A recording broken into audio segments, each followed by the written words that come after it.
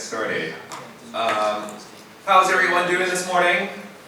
Sleepy? Everybody's got their coffees. I've got my coffee over here. We can't get you coffees anymore because, yeah, there's no coffee here until later, so sorry about that. I'm Kelvin CHEUNG. I am going to be the moderator for this session today, so thank you very much for coming at this very early hour at 9:30. We've got three excellent speakers, Ryan, Manjeet, and then also Antony today, so I'm really excited about this session because we're going to talk about something called online platforms and just connecting all of us together. So the internet, of course, the internet has unlocked many amazing things in the world. It has allowed me to talk to my grandma in Toronto anytime I want. I can just use WhatsApp, or I don't use Skype. I don't know how many people use Skype here. I use WhatsApp to communicate with her. I can say goodnight to my child anywhere in the world. It's also brought us lots of other things, of course. I'm not going to ask a raise of hands who maybe took an Uber in the last week. We've got Uber, we've got Airbnb, we've got Kickstarter. In the realm of social impact or social good, I think one of the most well-known ones is called Kiva. It's a micro-lending site bringing together, I was just looking up this morning, 1.8 million lenders together to borrow over $1.37 billion to 3.4 million borrowers around the world with a repayment rate of 96.8%. So without the internet, without these online sites that connects everybody together, now it used to be on computers, now it's on a mobile phone, none of this would have been possible. So I'm really excited today that we're going to have three speakers who will talk about their companies and how using the internet and these online platforms has been able to do something amazing in their countries, and not just in their countries, but internationally, more so than ever. So we're going to have about 30 minutes of presentations. We're going to have about 10 minutes each. And then after that, I'm going to have a couple questions, but I really want all of us to be asking really interesting questions. Okay, so that's what I want. Hopefully we can do it together. Without further ado, I'm just going to ask you all to give a round of applause then to Ryan. Let's share Omaze and the story over there. Kelvin.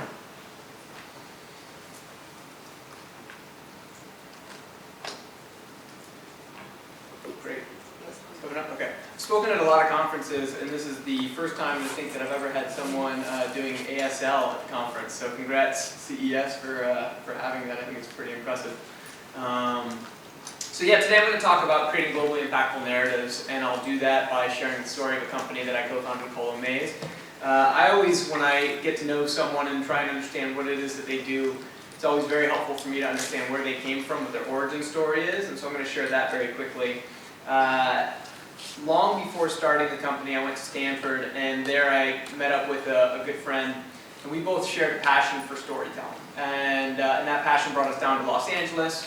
So every summer when I was studying, I'd go down to LA and I became a director, and then started working on a number of different cause content campaigns. I was the first director on a thing called Live, largest concert ever thrown, 150 music superstars all around the world performing on the same day.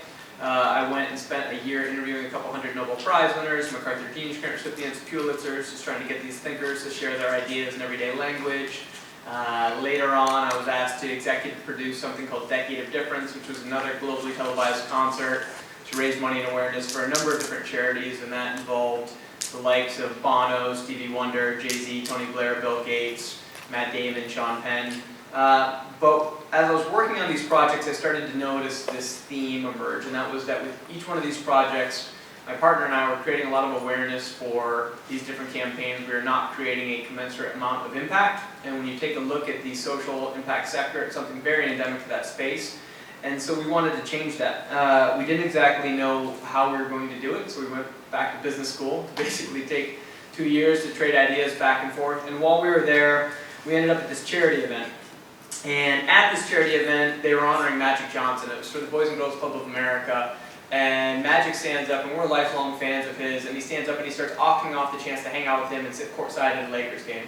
And so when the auction kicks off, it's at $50 and we throw our hands up, and then it goes to 100, and then 200, and then 500, and then 1,000, and we're both in B school on student loans, so we drop our hands, and then it goes to 5,000, 10,000, and clears for $15,000. And we knew the guy that bought it, and he wasn't even a Magic Johnson fan, so it was a little bit of salt on the wound. So we were driving home that night, we got to talking about this, we said, you know, imagine, here you have this guy, he's a global icon, he's got fans all around the world, and here he made this incredible once-in-a-lifetime experience available to just these 200 high-net-worth individuals, 3 of whom bid on it, 1 of whom bought it, who didn't even really want it. Imagine if you took that same experience and put it online for $10, anybody had the chance to win. And so that was really the idea behind Omaze and where Omaze was born. So I'm going to show a quick video that shares a little bit of what Omaze does. Welcome to Omaze. Good shit's happening here. I've got extra pep in my step and I'm going to tell you why. Omaze and I. Say hello, Omaze.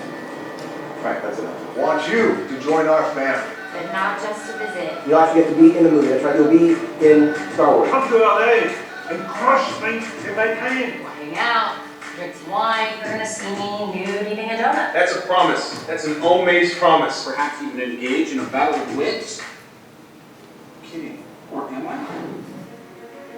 I'm a huge Beatles and Paul McCartney fan, especially. I guess we should tell you that your dream is coming true. You want. Yo! Are you serious? Yeah. Yes! Like just playing at your wedding.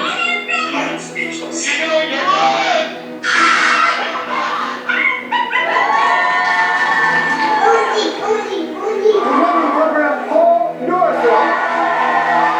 Get to the chopper! Get to the chopper! I love it. This is going to be something that I'll always remember for the rest of my life. It's a roller coaster. It just keeps going up and up and up. But, just in case you need more convincing,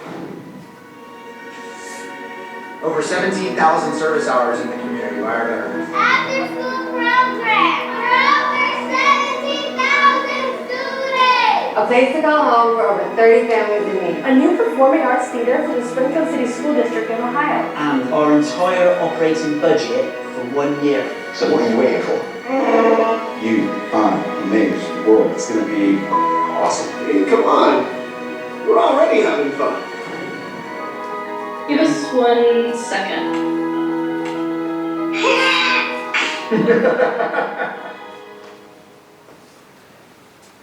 So when we launched this, as I mentioned, a lot of those experiences that were regularly put up at auction would make $15,000, $25,000. Maybe if it was a really high net worth room, you'd get $50,000 or $100,000. And through our model, what we quickly saw is that we take these types of experiences, you know, the chance to be in Star Wars or go for a bike ride with Bono, and be able to raise, you know, 10 to 40x what they would make through that traditional model. But also through our background in storytelling, we'd be able to raise a significant amount of awareness for those different charities, get, you know, tens if not hundreds of millions of views for the different stories that we were telling around these campaigns that we were putting on. So I know that this is a short intro, so I'm just going to share three quick lessons for any brand or nonprofit. The first one is that the experience economy is here. There's a great professor named Joseph Pine who gave a TED Talk on this actually back in, I think at this point it was 2008 or 2009, and basically what he said is that you know, we move in the post-industrial era from consuming material goods to consuming experiences. And when you look at the thesis of the biggest investment firms in the world, like BlackRock, they put that at the top of their list, that people now want, especially when you look at millennials and Gen Z, experiences. They value experience much more than they value commodities.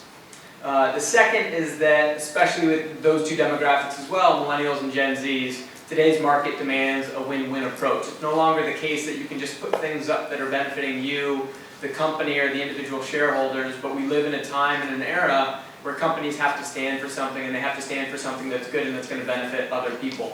And so designing your company in a manner that's going to create a win-win approach that also benefits the work of NGOs is something that's really critical at this point in time.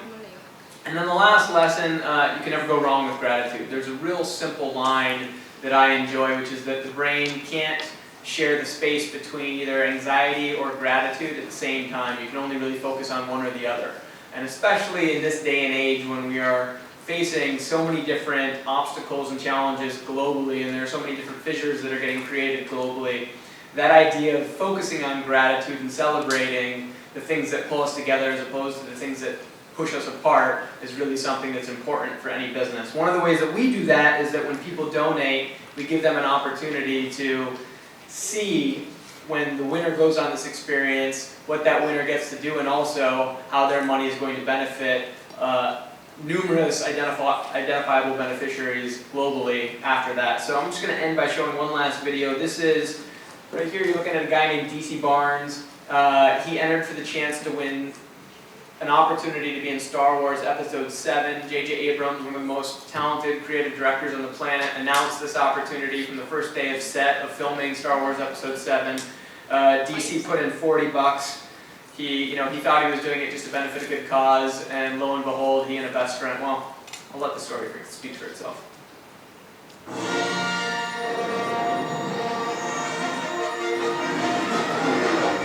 Star Wars, Force for Change, an initiative benefiting UNICEF and millions of kids around the world. By supporting UNICEF Innovation Labs and programs, we announced that we were offering you and a friend a chance to visit the set of Star Wars and be in the movie. My name is DC Barnes. I'm a Star Wars fan. I just don't think that you're going to win anything, just donating to a good cause at that point. It's difficult to process that I was winning a trip to London. It's all going to be exciting in the journey. The entire That's time. what they told us. It's going to be an exciting journey. So this is M stage, and the M stands for Millennium Falcon. Oh my God. Try it again. Okay.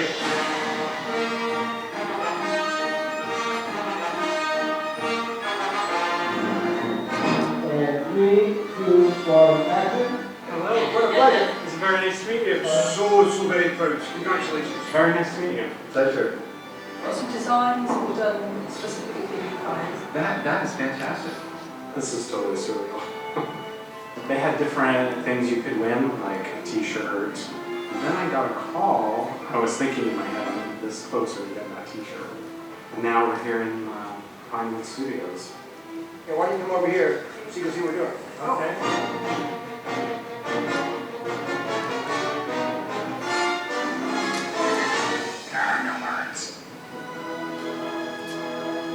That's a totally awesome charity. I'm totally donating to that. We cannot tell you how grateful we are for your support. People from over 119 countries have already participated. That's incredible, and we're so grateful. It's a roller coaster. It just keeps going up and up and up. The coolest thing ever.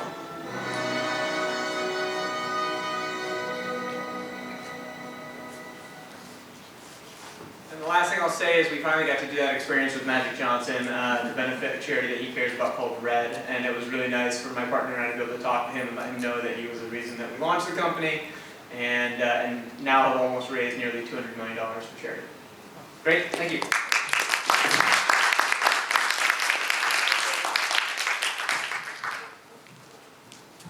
Thanks so much, Ryan. So next we're going to have Manjeet talking about his social initiative in India.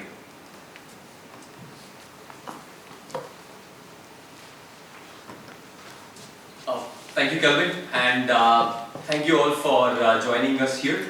And as Ryan was telling you, so I'll basically start with the story and what I have been doing and how we got into this social enterprise.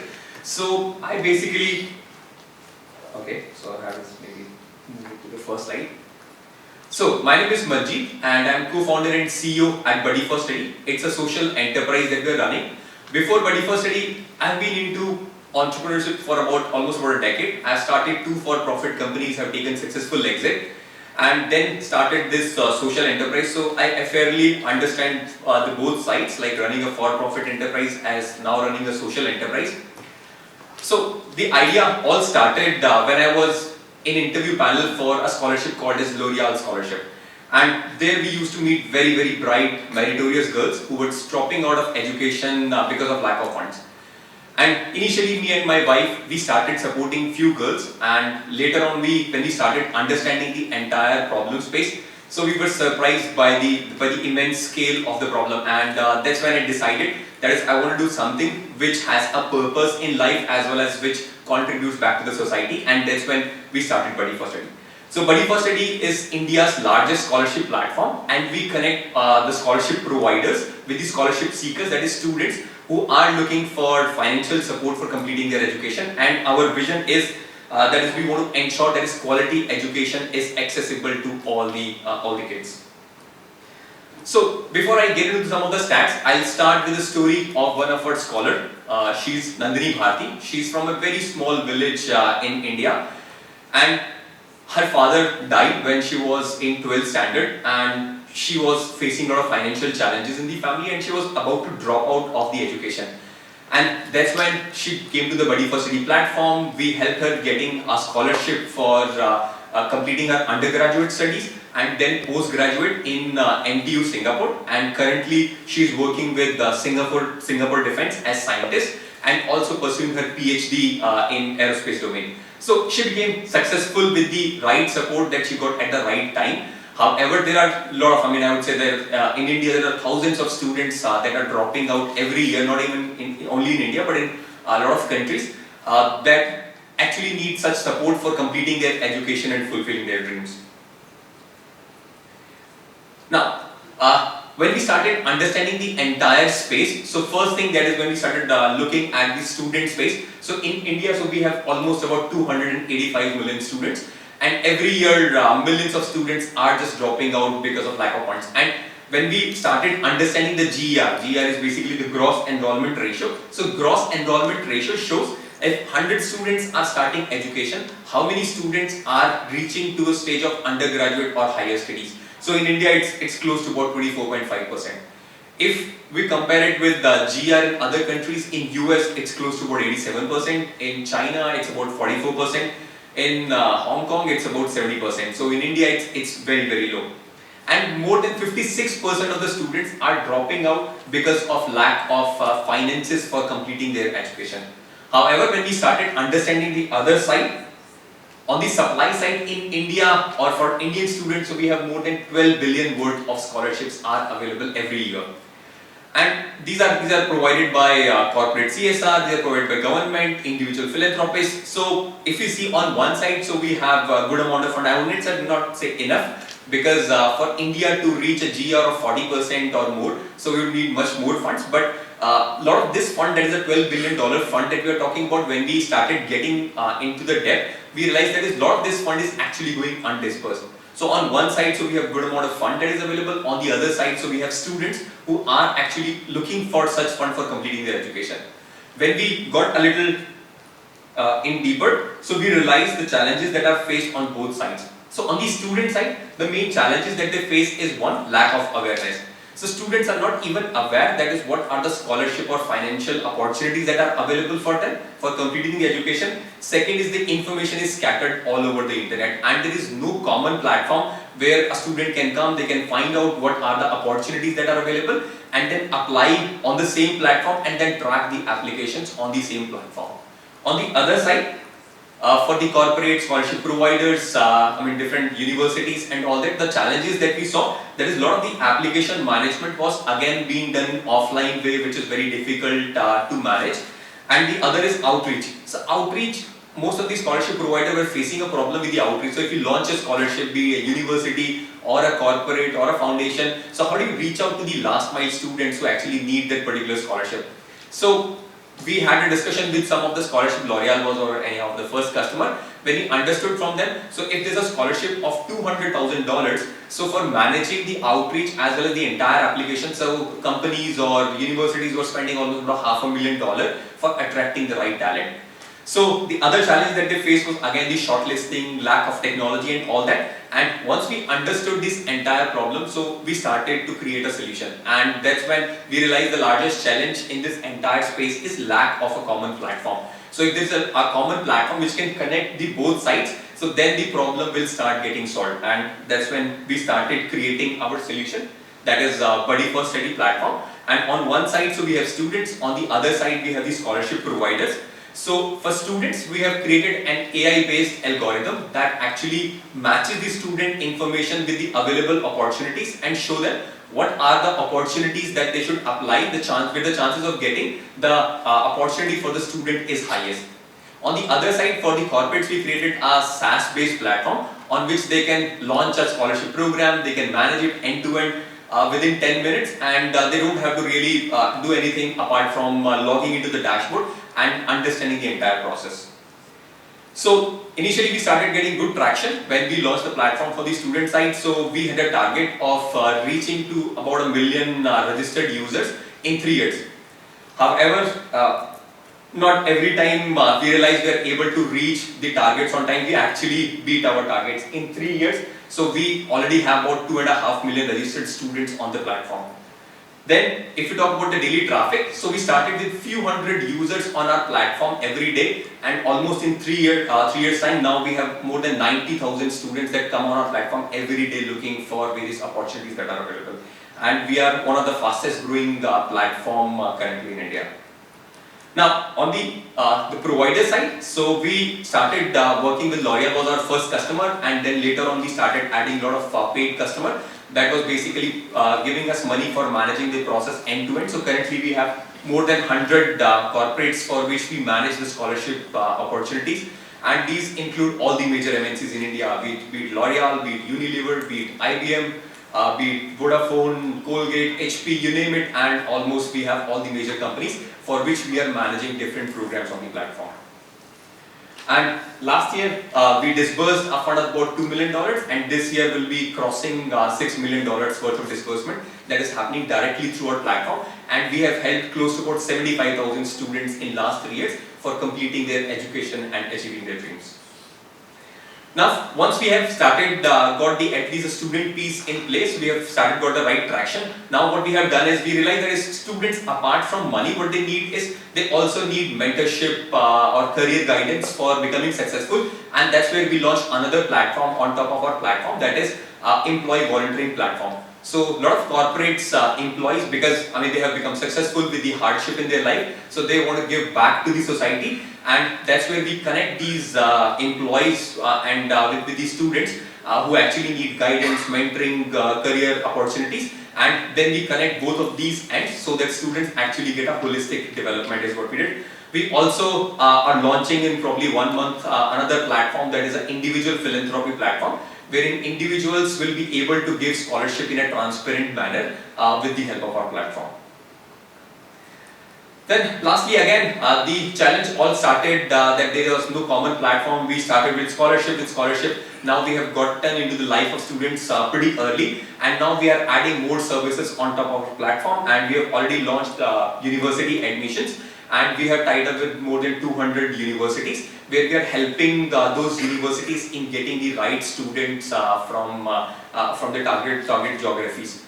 We have launched a platform in India. We have already started in Nepal and Myanmar, and we are expanding globally. So again, I would just like to conclude with the same thought which Ryan we were discussing. That is, there's a need for common platform and collaboration right now in the social space itself. Thank you.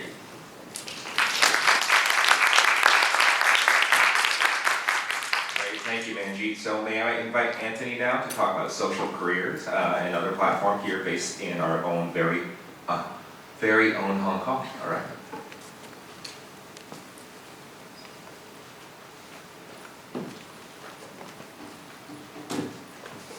Okay. So thank you for joining this session with me, and I'm happy to be able to share with you about how to unlock talents, especially about voluntary talents in our case. So good morning everyone, I'm Anthony from Social Korea, and it is a volunteer platform in Hong Kong. But before I start talking about our organization, I want to talk about the history of shopping with you guys.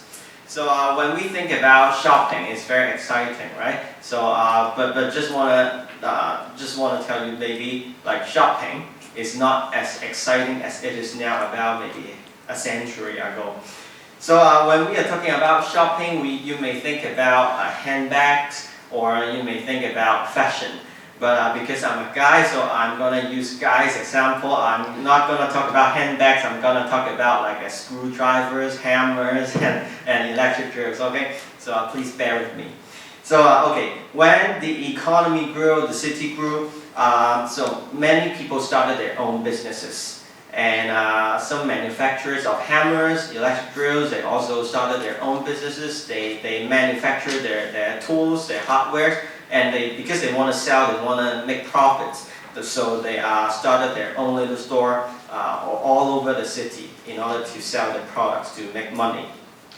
And when there are more of these businesses, then so you can imagine they're all over the place. And one day, I want to buy, let's say, a hammer, but my question is, I want to buy a hammer, but where can I find a hardware store? I do not know because I do not know the address of these hardware stores. So then somebody came up with this idea of marking the hardware stores all over on a map with addresses. So if I want to go to buy a hammer, I can look up from the map so I can find the address of a particular hardware store and I can go there and buy. And then, so you see the map, there are these places. But actually the problem is not everybody is good at looking at maps or reading maps. And also the other problem is, let's say even I have a map, I may only go to a store that is nearby. I will not travel all across the city to another store to compare the different kinds of hammers. So I can only buy from somewhere near me. So with this problem, then somebody came up with another idea. So they started setting up department stores or shopping malls. So this is a place where you can have all different kinds of products in the same place, and the shopping mall, the department store is divided into different sections for different products. So you can just go in, look for the signs, and then go to the place which you want to buy, and you can buy a hammer from a department store.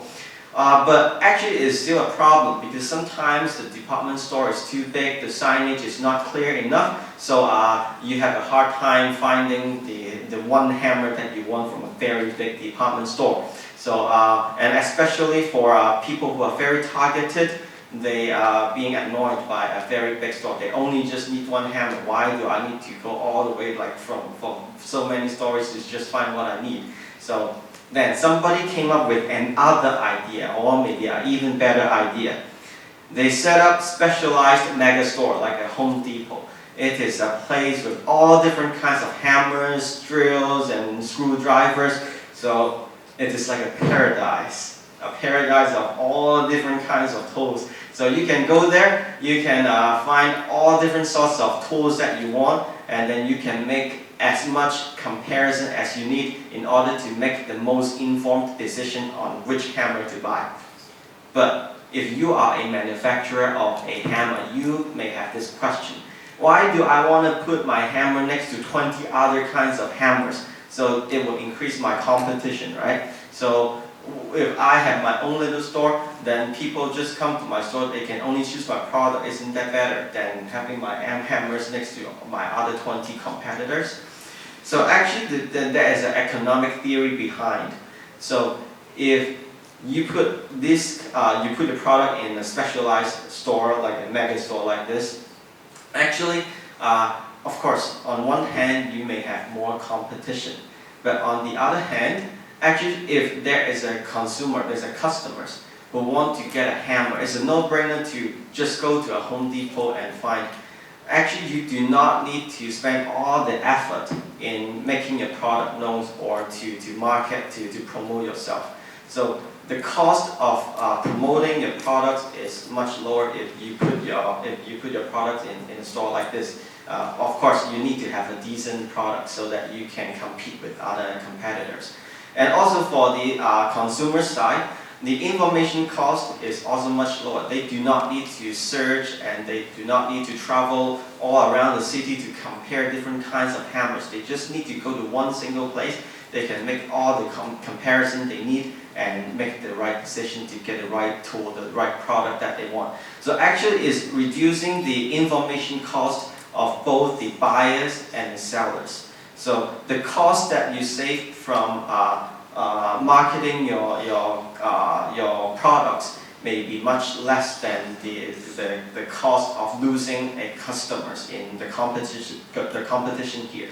And also the cost savings for marketing maybe is much higher than having your own store, and you have to put all the efforts and all the costs in promoting your own brands or your own stores. So this is the history of shopping. And actually it's the same history of the evolution of online platforms. So I don't know if you see the similarities here. So actually the city is the internet. It has many things. And people came up with an idea of having a map. Google is the map of the internet where you can look up things. But at the same time, some people may want to go to a portal website, so it has everything. So you can go to one single place, you can look for different things, like the Yahoo portal website.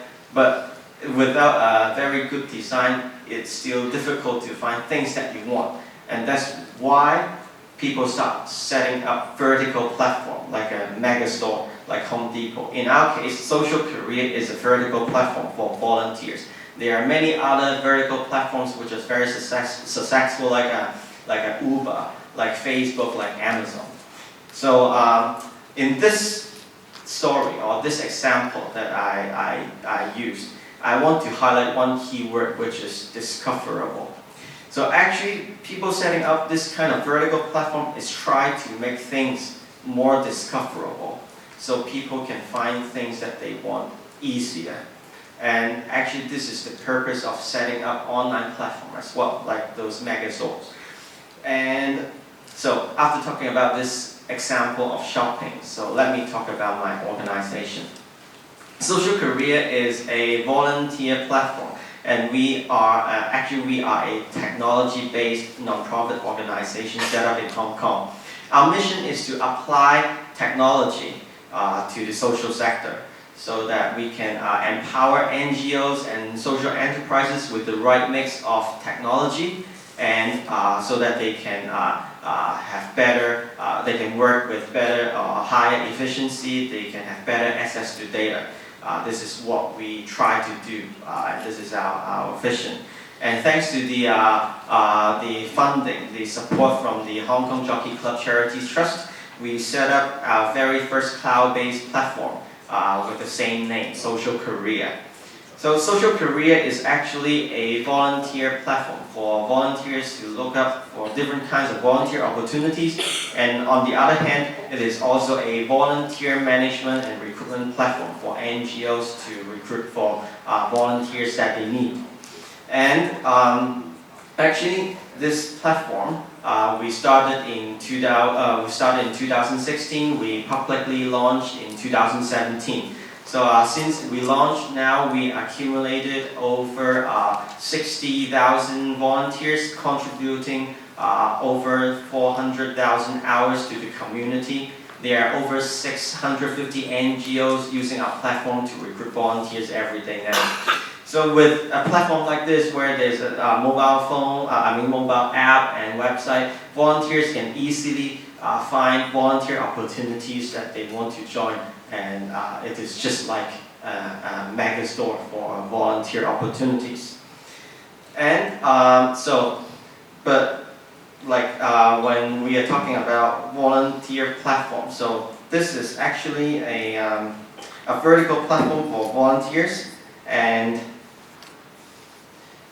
actually why we started this platform in 2016, it is because of one question that we heard most of the time from people. It's like a question that I mentioned just now. People were like, I want to do some volunteering work, but where can I start, or how can I start? This is why we started this platform, because back then, these kind of volunteer opportunities or information used to scatter all around, like on the internet. of course, people can Google and find on the internet, but as I mentioned, not everybody is very good at Googling. And on the other hand, NGOs also are not very good at making their websites discoverable on the internet. So that's why those very big NGOs who people already know are attracting volunteers or resources. So they have a long queue, a long line of volunteers waiting to help them. But on the other hand, small NGOs, they were never able to get the volunteers that they need, and they always have a hard time to find the resources that they need. So it's kind of like the 20th century version of capitalism. So those with capital can gain even more, but those without, they will lose even more than they originally have. Same case as NGOs. Those who already have volunteers, they get more and more volunteers, more than they need, but those without, they always do not have, and they always do not have the resources. So this is why we created this platform and tried to create a more fair and level ground for NGOs of all sizes, so they can use this platform to get the resources and get the volunteers that they need. So as a conclusion, the second keyword that I want to highlight is platform. This is the power of a platform to make things discoverable, to draw the two different sides together on a single place, and with the use of technology, it's much easier now than before. But at the very end, I want to throw a question to you guys so you can think about that, which is a platform. Does a platform make things more centralized or actually make things more decentralized? A platform with power, information, and data. Is it centralizing this kind of power, information, and data, or decentralizing it? Hope you guys can think about it, or maybe we may have time to discuss about this question in the panel time. So that's my share. Thank you very much. Great, so now I will invite our three esteemed guests to come on up, sit anywhere you like over here. And I'm also going to invite, because now there's nobody sitting in the first two rows, so you lucky people in the back, please move up. Freddie and everybody in the back couple rows, please move up. Do you mind moving up? 喺前面後邊坐嗰啲朋友咧，得唔得？搬上嚟前面坐啊！我想 I want to have a little more energy in the front here, okay? Because we have a very big room today.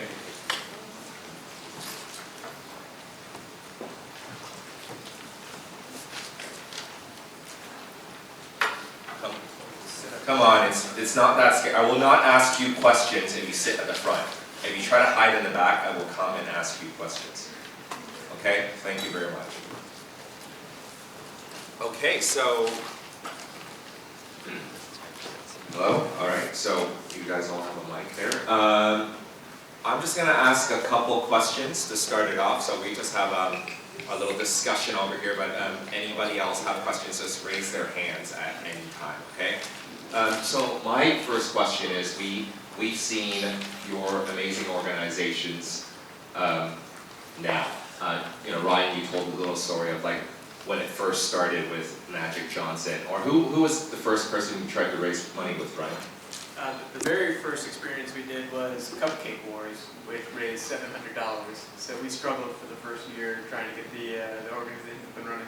Yeah, first one. And Manjeet, what was the first, like, was it the first university? We started our first one was L'Oreal.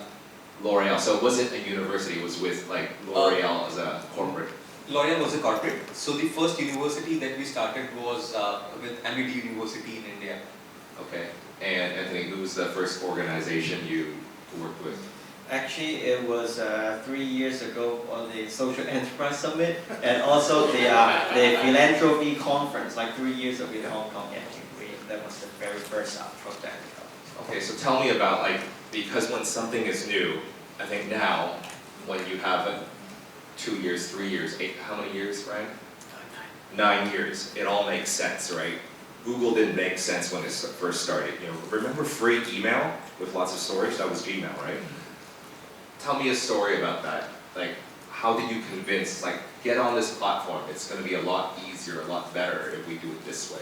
What were the questions they were asking? What was the hesitation? It's like, oh, are we going to, what were those questions? Like I mentioned, NGOs are not very good at this kind of technology stuff in some sense. And that's why when, in the very beginning, when we try to convince them that this is a platform that we try to introduce, is for free. But still, many of these NGO partners that we work with, they have some hesitation because it will change the way they work originally.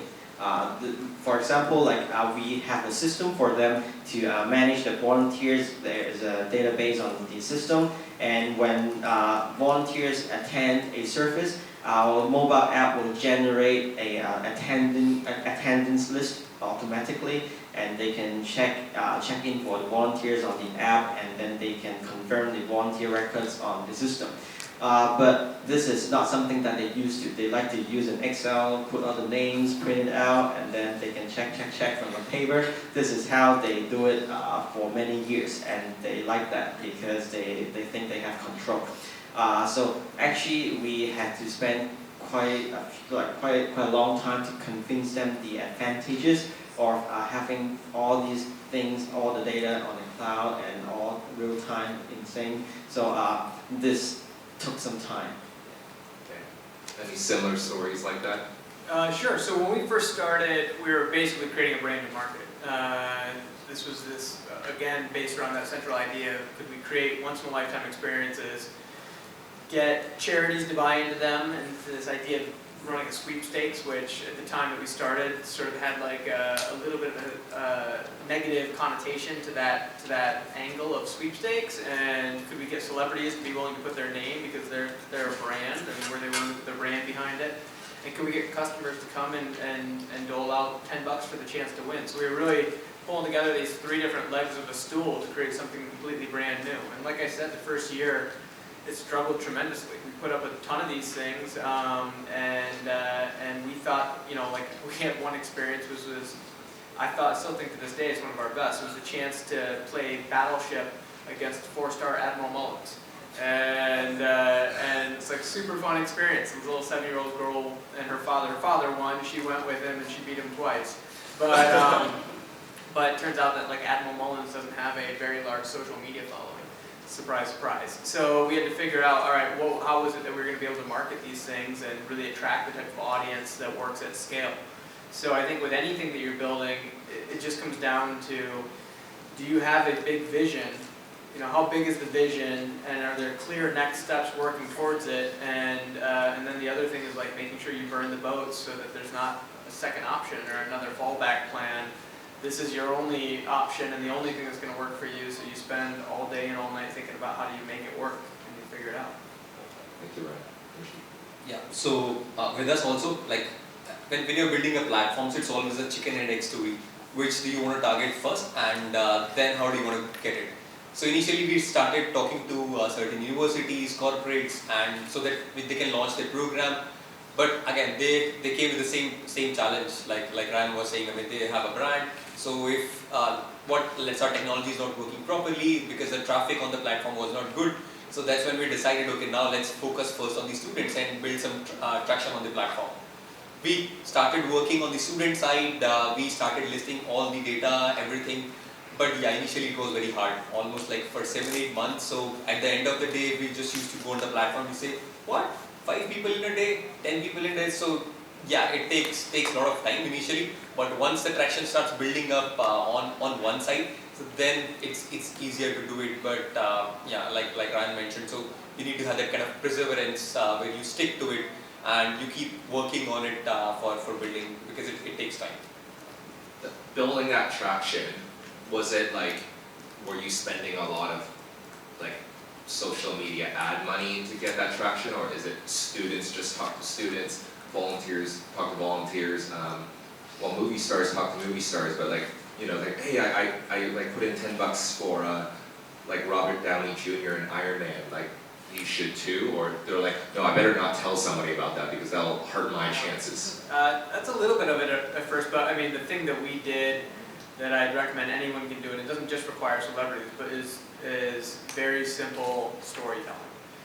Everyone, whether or not you're a brand, whether or not you're an NGO, whether or not you're an individual, being able to tell a very simple, clear story that is not super complex, that other people can listen to, digest immediately, and want to support, is an art. And in our case, we had a lot of different constituents all coming together, but what we did do is we create a story around the experience and why that experience is exciting, so other people can see themselves living out that experience. We get the celebrities in those cases to share that story around the chance to go enjoy that experience with them. But we'd also tell a story around the charities and why this was going towards a cause that was worthwhile and going to benefit, so that you as the donor, while you were donating for the chance to win this once-in-a-lifetime experience, you were also telling yourself that it's going towards a good cause. You can feel good about the fact that you're making the donation. So there's a little bit of sugar at the front end and medicine at the tail end. Actually, as a platform, the marketing effort is double than normal because you are targeting two sides. So actually, we had to promote to our volunteers and also promote to NGOs and the supply side at the same time, because you have to get a very delicate balance on both sides. If you, let's say for example, you have too many volunteers looking for opportunities, but you do not have enough opportunities, it will not work. And people will find your platform not useful because they cannot find what they want. The other way around, same. The NGOs will also think your platform is not useful because they cannot find volunteers. So we had to plan carefully on the two sides in order to have the same pace. But on the other hand, like just now you mentioned, will the NGOs not tell other NGOs about this platform? In the beginning, maybe no. But like now, actually, there might be some of these cases because like the story that I just mentioned, actually there is competition. So, but actually as a platform we want to encourage or we want to promote the idea that we are not trying to compete among ourselves, we are in the same sector, but we are trying to attract more people into this scene. So I think this is what as a platform we should do as well. Yeah, so just to add to Anthony, so we also did the same thing. Like initially, we didn't have large, money or dollars to spend on marketing. So it was more about going to universities, talking to students, even getting our friends online. So initially, I still remember we got 10 of our friends and forced them to launch a scholarship, a small scholarship where they'll be supporting few kids. And that's how slowly we started getting the traction on the student side by word of mouth, as well as we largely focused on the SEO side because that's a more sustainable way of sustaining the traffic. Oh, great. Lincoln, do you have a question? Yeah, I have a question for Ryan and Manjeet. When you're working with these big brands, whether they be corporate or celebrities or even franchises like Star Wars, when you pitch you're pitching a large group of people. You're not just pitching that one person. You're not just pitching that one person or one celebrity. Probably for Star Wars, you had to pitch J.J. Abrams and the Star Wars marketing team, and probably someone up at Disney, etc., etc. When you make these pitches and when you're trying to sell this concept of supporting your platform and unlocking this talent for social good, do you approach it more on the social good perspective or the exposure marketing kind of the ROI perspective? And what's your kind of hook? What's your pitch? And what do people respond to, or what do they respond to more? Yeah, it's a good question. Different strokes for different folks, and so it depends on sort of the tiering out of who's gonna drive the campaign. So in the case of Star Wars, J.J. Abrams was the director of Episode 7 and now Episode 9. He and his wife Katie are extremely philanthropic and very visionary when it comes to social impact. So they actually really wanted to put together a campaign to leverage the power of millions of fans around the world, and that's a huge credit to them to think that progressively. After that, though, however, you're correct. We did have to talk to Disney and sell it to Disney and both Lucasfilm.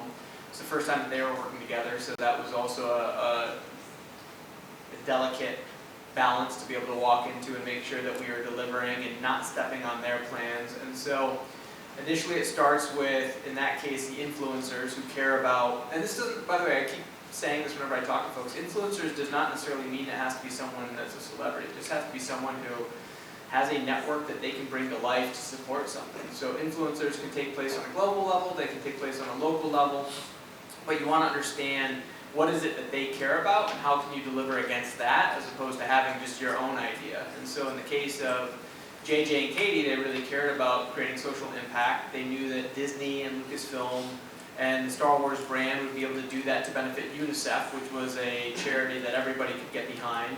And then we had to work with each different party to understand what did they all care about to make sure that we were designing a campaign that fit within each of those lanes, and we did. Yeah, just to add to it, like you mentioned, see when we are approaching somebody, so my approach has always been that is we do a thorough research about the person that we are meeting or a team that we are meeting. We just try to understand what's more important for them. So in certain cases, somebody is looking for a larger impact. If somebody is looking for larger branding, or is there somebody looking for hiring great talent. So accordingly, we design our pitch, and usually when we are meeting anyone, so we usually don't start by pitching what we have. We just try to understand what exactly they are doing, and then we create our pitch accordingly. If we are pitching to probably a CEO or somebody, so we talk about, okay, so we have this kind of traffic, we have these many users, so we can give you the visibility. It'll add our branding to your company and all that. If we're meeting a HR person, so we tell them, okay, again, it will increase the talent pool, so you'll be able to get better talent. So depending upon who we are meeting, what's their priorities. So yeah, pitch has to be adjusted in most of the cases. Other questions? Yes, this lady in red. Hi, I have a question for Manjeet. When you talk about the matching of the students in the scholarships that is done by AI, so do they actually, the school or the scholarship providers, they do interviews like the traditional way, or is purely through the platform? So in most of the cases, till the initial 70% of screening, everything is done by the technology itself. And just to give an example, like we were working with HP. So HP is supporting about 750 kids. And the number of applications that we got in about 40 days, we got about 58,000 applications.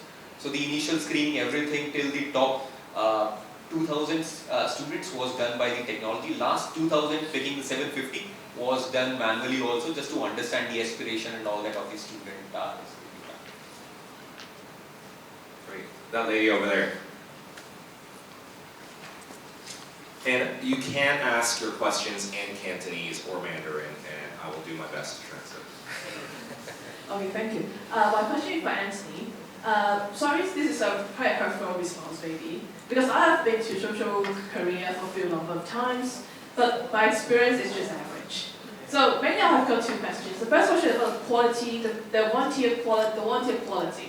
Because what I've realized is that many of the opportunities are just average.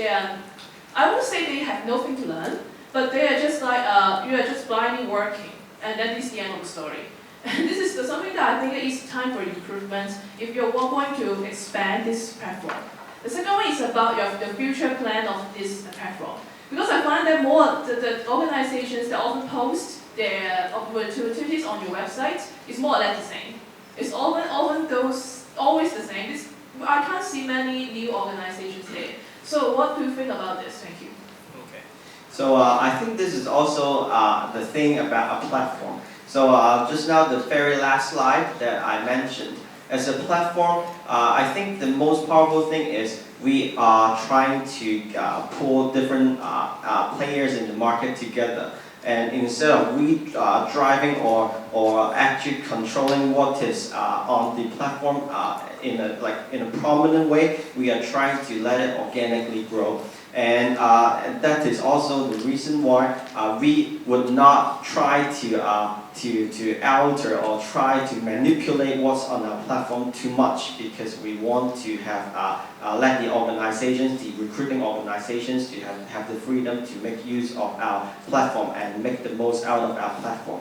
So on one hand, so for the recruiting organizations, we would not do too much screening on what kind of opportunities can only go on our platform. So that is why for these organizations, they may actually put something that they really need that might be boring, but that is actually the real need. And this is what we are trying to help them with, right? Because if we only give them the opportunities to post the most exciting ones, but those boring ones, we say, oh, sorry, these are too boring for our platform. You cannot post on us. Then we are only putting on a show, but we are not actually giving them the real help. So that is why, of course, there might be some exciting ones or some interesting ones on our platform, but there are also some pretty much regular or to some sense tedious work. But this is the real need or the real resources that these NGOs need volunteers for. So that's the first question. And then the second thing is as a platform, of course, we have now over 650 NGOs, and also this is something, an ongoing effort for us to encourage and to re-engage the NGOs. Because this is the nature or the cycle of how NGOs works, is that many of these NGOs, they may have an annual big events which need a lot of volunteers. So once they got on board, they may use our platform to recruit for volunteers for that one annual event, and then for the rest of the year, they are not posting. But on the other hand, there are some NGOs which have a regular service, and they need regular volunteers to help. So that's why it is part of the nature or the actual cycle of how NGOs work. Some NGOs with ongoing services, you see their opportunities a lot. And then there are some NGOs with annual events, then they see them once or twice a year. So this is actually the organic way or the natural way that is happening. Yeah, so some good feedback, and I'm sure you're going to talk to her a little bit later, some face-to-face interviews. Any other questions? Any other questions? All right, we can break early. No, I'm kidding. Let's talk about money then. Does it work financially? Who wants to start? I can start because I am a non-profit organization. So, but still somebody has to pay for your salary. So who's paying for it, and how is it going to go further? Okay, so actually, like we right now we run mostly on funding, but actually we also need to find ways to be self-sustainable in the future because our funder will not fund us forever. And so actually on one hand, we are providing free services to NGOs and social enterprises so they can use our platform for free to recruit volunteers and manage volunteers. But on the other hand, we are also providing a solution for corporates, for schools. They will need to pay, but we add extra functions for them so that they can use it to manage their staff, to join volunteering events, and track the progress as part of the CSR program. So this is how we are going to make more income so that in the future we can be independent. Okay. Yeah, so we have raised almost 2 rounds of funding, and for the initial 2 years, so we were making losses. But luckily, so we have turned around the table this year, and we have already become profitable. But yes, so to expand the services and all, so we again are in the middle of raising our next round of funding. But yes, as mentioned, so for social platforms also, so like I was discussing with somebody yesterday, like being from running after for-profit companies for almost like 7 years, when I moved into this social platform, so we raised funding from some impact investors, and there's a thin line that goes between impact and financial returns, because even the impact investors, so they need financial returns. So a financial return about the numbers, as well as when the company is going to be profitable, break even and all. So even if you're in a non-profit social platform, so yes, you have to start thinking about where the money will come from, how it will become sustainable, how it will become profitable. Because if you want to increase the impact, so you need to have that scale. If the scale is not there, again, the impact is always going to be very, very limited, is what I believe. Yeah, similar to Manjeet, we've done 3 rounds of fundraising. When you're launching a platform, more often than not, you really have a big, ambitious vision. More often than not, you have to do fundraising in order to make it work. You know, Kelvin, you and I were talking yesterday, you have to be aware of the fact, though, that when you do raise money, it definitely does change the nature of the business. And so there are a lot of entrepreneurs out there who think that they've actually succeeded when they've raised funds, that raising that round of capital is the win, and it's certainly not. It just changes the nature of what you're building, and making sure that that's what you're signing up for and that's what you want to do. It can really accelerate it. But there are also a lot of folks out there who learn how to either create lifestyle businesses or bootstrap in a way that they can really own the business outright until they want to make a decision later on. And I think that those are all great avenues, just depending on what you want. So, you're still depending on finding out the next. So Manjeet, you guys have raised the money, so it's still running at a loss, or you guys are on a profit right now? This year we are already profitable. Profitable, okay. Would you all like to answer that question? I can't say. Okay. Great, so other questions, or do I have to keep making up questions here? Come on, we've got like 50 people in the room.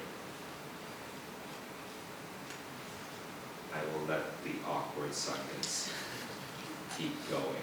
The lady over there.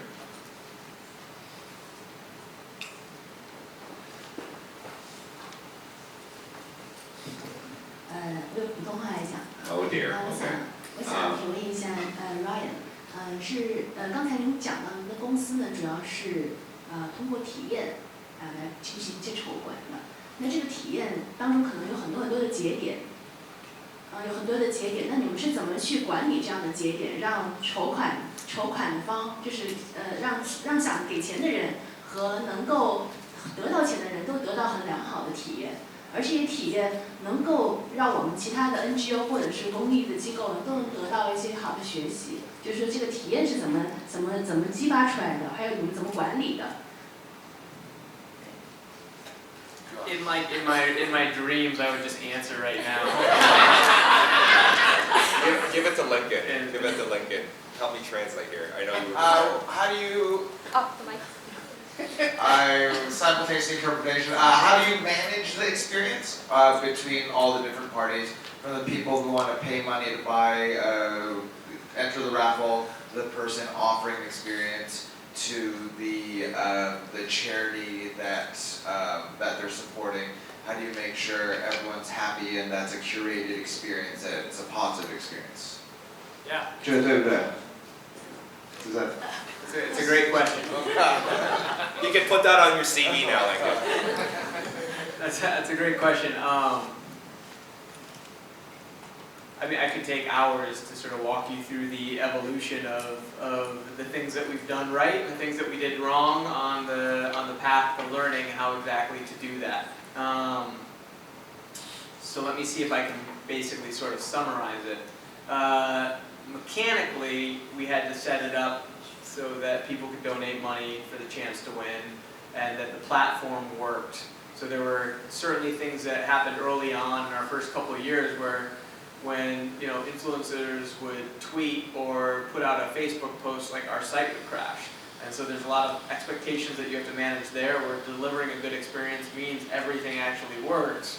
And they know that they're putting their brand behind this, and that's not going to happen. Not in those cases when it would happen, it would be because we were doing something with like a TV show called Breaking Bad, or with Star Wars, which are very popular, and we'd have a surge and millions of people hit our site all at the same time. And it was just sort of the growing pains.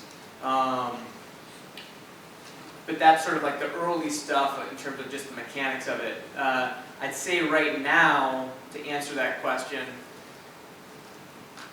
for anyone, I'm trying to figure out how to answer this in a way that gives a universal answer that's not just super specific to our business. I think the number one thing that anyone wants to do when they're going into business is make sure that they are not violating expectation. whenever someone is upset with something that happens, normally it's because there's been a violation of expectation. And so what that means is that when we go into it, if we're partnering with an influencer, we're trying to very clearly understand what is it that they're trying to support and why, so that we can make sure that we're aligned with values and in terms of the services that we can provide. We then also, because we've run so many experiences at this point in time, we know how much a campaign can raise, because there's another set of expectations where if they're going to put their time and their energy towards us, they want to know that it's going to have a good return. So making sure that we manage that expectation, and this applies to anyone with any business or charity, that in sales, to get someone to buy in, you're always trying to sell, and to get them to buy in, that sale requires getting them excited about what it is that you're promising them. Well, making sure that you can actually deliver against that promise is really important. So selling on the vision of what could be, while maintaining the reality of what the dynamics are that are required to get it to that place, is also really important for anyone. And then delivering. Once you've actually done it, making sure that you can actually deliver the experience. So, for us, we normally design our experiences around some pre-existing event that we know is going to take place, which means that we have a 100% hit rate for the celebrities actually showing up for these things. But again, if I'm trying to answer that universally to anything, by the way, am I answering the question that you were asking? I don't know. I can talk for a while here, but I want to make sure that I'm hitting on what the question is. I think she also asked, how do you come up with the ideas about all these different experiences? Oh, so that's a very different question. We have a really great creative team. Early on, it was myself and my business partner, and we would just sit there and imagine, like, what would we want to do to live our absolute most exciting, best life if we had the opportunity to go hang out with one of these different folks that would come our way. What would we want to do? And so, for example, to give a little anecdote, we were sitting there in Arnold Schwarzenegger's office one day and trying to come up with an experience that we could sell for Arnold Schwarzenegger. Are you guys familiar with Arnold Schwarzenegger? Show of hands. Okay, I never know. He's a famous action movie superstar and was the governor of California, amongst other things. But he's known for his movies for being like an action hero. So we're sitting in his office trying to figure out, like, what would be a really exciting experience for Arnold Schwarzenegger's fans. And he had a picture sitting in his office of a tank. And so we asked him, why do you have a picture of like an army tank? And it was the tank that he actually drove when he was 18 years old in the Austrian army.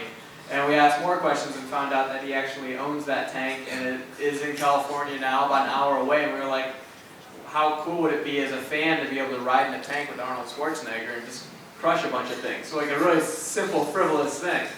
He actually really loves doing that type of stuff. So you sit there and driving tanks and crushing things. That's what I do on Saturday. Yeah, he was going to give us 30 minutes, and he drove that thing for like 3 hours. Yeah. He was really excited. So the moral of that story is like just listening to what gets other people excited, and knowing that with whatever it may be, finding out what makes someone else excited, whether or not it's tanks, or whether or not it's sewing, or whether or not it's singing or dancing, or whatever it may be, finding out what gives someone else joy, and then designing an experience in such a way that they're going to be able to tap into that joy, because then you're going to get the best version of that person. And that, again, applies whether or not it's in scholarships or whether or not it's in volunteering. Figuring out how, if you're doing a platform on volunteering, figuring out how when someone's coming to the site, they can find joy in seeing different volunteer opportunities, and the charities can actually find joy in seeking out the people who are most interested in them. It just all comes down to creating experiences that give joy. I think in just trying to connect that with Anthony's experience, and I've been working in the nonprofit sector for many years as well. Not a lot of let's say 50% of the opportunities are really interesting, and let's plant trees here, or something like a big gala, or be the cheerleader at a big marathon, things like that. But it is how do you do I need administrative support, which was on your slide, and those are the bread and butter things that need to be done. So I guess that's the thing about storytelling, and kind of linking that. It's what are the expectations as a volunteer? I'm trying to help you, but how you make that connection is what you're doing there with your Excel spreadsheet as a volunteer is connected to the greater story about providing support for the deprived people in this community and stuff that connection. And I think that's one of your challenges, right? So just using the same example of a supermarket. So there are very like fancy products, but also there are some daily necessities like bread, butter. Like you mentioned, these are boring stuff, but this what you need. Bread can get very exciting. Well, yeah, or like some yeah, something very plain, but you need that every day. So I think because we, on one hand, we are trying, of course, to bring joy, and actually the definition of how being happy is different. Some people, which is our theme this year, by the way. Yes, that is why. Some people may feel happy because they join a very exciting experience, but there are also some volunteers which we met. They feel very happy just to be able to help with those some very regular things, like even like putting letters into envelopes, put stamps. Like they feel happy of that. So there are different kinds of volunteers. So that's like the different, because I'm the ministry director at my church, and Saddleback Church, just to do some advertisement. That's one of the things that's very important. It's like that expectation of a person to that role. And actually, I do some volunteering, and I actually like to push. I like to line up chairs. I like to stuff envelopes and things like that, because that actually brings me. I like to wash dishes. I like to iron. Because I never do those things. Your wife must be very happy, yeah? We'll get to that no. So it is like matching that thing, right? Because when you have a good fit, you have a good shape, that allows you to have joy. And I think that's like, whether it's the volunteer or whether it's, you know, the applicant like applying for that, it's like, does that person even want to go to that university? Like that's the pre-screen for that part, to have that fit, because there's a lot of, and I know you have this other business about like personal development and coaching. It's like, how do you allow them to understand what do they need? Because they're like, I just need food, I just need a volunteering experience, I just need a scholarship, I just need a volunteering opportunity. I can share something on that. Yeah, sure. So Kelvin just mentioned, 6 months ago I launched a new company, and in its first incantation, it's a private advisory firm. But I launched it basically, this connects back to what we were just talking about with J.J. Abrams and Star Wars. I was sitting with him one day, him and his wife Katie, again, both just two incredibly brilliant, giving human beings. And he said this thing totally off the cuff. And this is like, if I was going to leave one thing with you guys, that regardless of what it is that you're doing in your life right now, or where you are, or where you're looking to go, it was a simple sentence that really stuck with me and sort of changed the trajectory of my life. But he said, for a story to truly be great, the protagonist has to have something that they want to have happen with every fiber of their being, and a clear tragedy that will result if it doesn't. And when you think about that, what really inspired me about that is that we are all essentially the protagonists, the heroes of our own life story. We all have the capacity to be the hero of our own life story. Now, I personally believe, however, that to truly live a heroic life, the only way you can do that is by empowering other people to live out their heroic journey as well. But that was something that ended up sticking with me and leading me to create this new company, which is entirely designed around helping people live out their most heroic lives. Cool. So you can ask him about is there like a website or anything? It's all private right now. Okay, it's all private. Okay. Yeah. Okay. Any other questions? Yes, Freddie. That's questions, by the way. Inspiring, Ryan. I read a book by the Ackerman Fund, which is doing a lot of social innovations in America, and the book name is just called Bold Action, those kind of things. And they have a team of researchers to understand heroic actions, asking about people like Nelson Mandela, Barack Obama, and they figure out one particular phrase called moment of obligation. Moment of application? Obligation.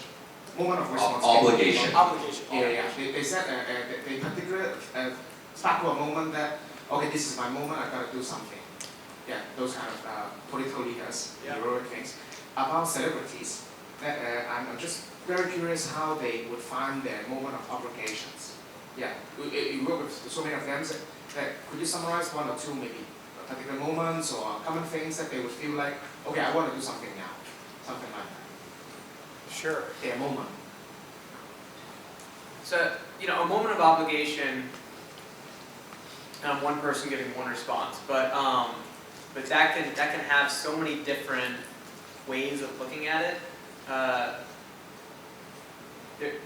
Time and oftentimes the fear of loss is one of the biggest motivators for a moment of obligation. The idea that if I don't take an action right now, that it's going to result in some sort of irrevocable loss that would have been able to be prevented had I taken action now.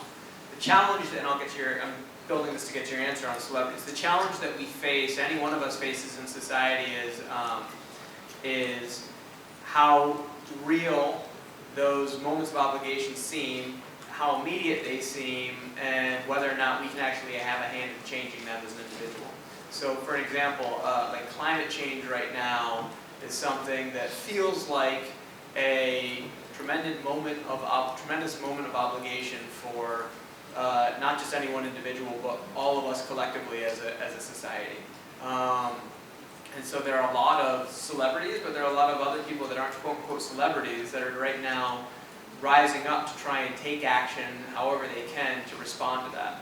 There are other more isolated events like someone falling ill, where it's much more personal or much more local, but then has a celebrity maybe stepping up to back them up. Or bullying. Right now, like there are so many stories of bullying, especially through social media. There's one story that sort of caught a little bit of energy in the US right now about this boy with autism, where a lot of kids were bullying this boy with autism, and there's actually a fighter who fights in the UFC who decided to take him under his wing as like his little friend. And when you have like a really big, strong alpha male fighter standing up against bullies, like that really represents something. That was like a moment of obligation in response to a video. I think at the end of the day, for me, what that all comes back down to is a very well-crafted story. Moments of obligation are more often than not responses to some story that gets told, usually very artfully and very succinctly, that then requires people to respond. So if you're talking about, you know, Mandela, Nelson Mandela, that's a moment of obligation in response to the story of apartheid. And same thing with Martin Luther King Jr. and the story of civil rights. If you're talking about Obama, you know, that's multiple different moments of obligation, but in many ways that was him stepping up to represent a series of viewpoints that required change. He ran his entire platform on change. But there was also a moment of obligation for, you know, for a race, for a lot of different groups of people that he represented. So again, for me, I think it's just what's the story, and that story then has a number of people that step up to take ownership of changing that story, whether or not they're celebrities or regular folks on the street. I'm just going to add to that. I think, you know, when we think about celebrities, we actually know very little about celebrities besides what they tell us. And what they tell us is usually the best version of themselves, and what we've seen in the last couple of years is more celebrities being much more authentic with, you know, their past histories and stuff. You know, when you talk about bullying, Dwayne Johnson, which is The Rock, you know, Fast and the Furious and stuff. I think he was bullied when he was younger, so he actually supports a lot of bullying charities. And you know, the list can go on. And I think the need is to see, you know, in your particular case, and you know, you have that personal connection with so many of these people who you met in person, is to get that story out and just to see them as real people, right? They're not a magic person, they're just a person portraying a person on screen. They are just normal people with normal lives, and they will be touched by those things because they are human as well. And to know about what they're strongly for is probably because of a life experience they've been through, which is maybe a loss of a parent, loss of somebody to cancer, a child. One of the surprising ones was like, I read Michelle Obama's autobiography, or I listened to it rather, and you know, she had a miscarriage. All right, did anybody know that? She has a miscarriage. There's a high percentage. She will have a strong affinity to something like that, to support something like that. It's like, well, why would she care? So it's all about, let's find the biggest celebrity possible. So we were talking about it. Let's find the biggest celebrity possible. Say, no, It's actually about empathetically understanding their story and finding a cause that they would relate to, right? Yeah, 100%. Yeah. I think we have time for one last question. If there's any burning questions out there. Okay, no burning questions, so I will get, I didn't tell you about this before, but let's have one quick wrap up things of the future of platforms and bringing people, like, it's 2019, 5G's coming into play, I have no idea what that's going to do. Oh, do we have a burning question? Okay, so you get that, you don't need to do that. This lady has saved you. Good morning, everyone, and thank you for giving us your greatest gift, which is your time and your expertise. But I think after hearing everything, we've seen that and we know that storytelling is the most powerful thing right now. And you guys have all done that in your different ways respectively. So what would be the components of a good story and how do you develop that? And it's not just like you Google answer what's the best components of a story, but what have you learned over time through your experience of your storytelling process? That's a big question. That's like a master's or like a PhD in storytelling. But you need to do it in like a sentence. I would say one of the most important things in a story, like what we do is, I mean, we meet so many of these kids. I mean, I was showing the story about that girl, Nandini Bharti. So whenever we meet these kids, so one of the most important things that we have on the story is, their connectedness, their gratitude, and I mean, you get that feel that it's personal to them. So that story, if you build a story which don't have a connection with your previous life, which doesn't have that authenticity or that touch in your life, so I think that's not a really true story, and it can be, it can be spotted out, by the way that you are talking about the story. So I think for me, the most important thing is connectedness and the authenticity of the story that you're talking about. So, I just built a new company around this very question. If I was going to simplify it, essentially every story has three very basic components: past, a present, and a future. The origin story of a character, the ideal state, future state of what their struggle is, what they're trying to accomplish, and then where we meet them right now. And so for you in the room, what I'd say is it's really critical to understand what is your origin story, where did you come from, and not have any regrets about that, but actually really just accept that origin story as the thing that got you whatever happened between then and now, the thing that was required to get you to exactly where you are now. To get very clear about what it is that you hope for in your idealized future state. And again, it's idealized, it's not necessarily ideal, it's never going to end up to be exactly what you plan on, but to try and get as clear as you possibly can about your North Star moving forward. And then to figure out what are the actions, rituals, habits, and routines that you need to embrace right now to try and close the gap between where you came from and where you're looking to go. I think I can kind of relate her question to your question just now. I think before there were platforms, only maybe filmmakers can tell stories. But now with the technology, with platforms like YouTube, everybody can tell their stories. And I think the best stories are real stories from average people.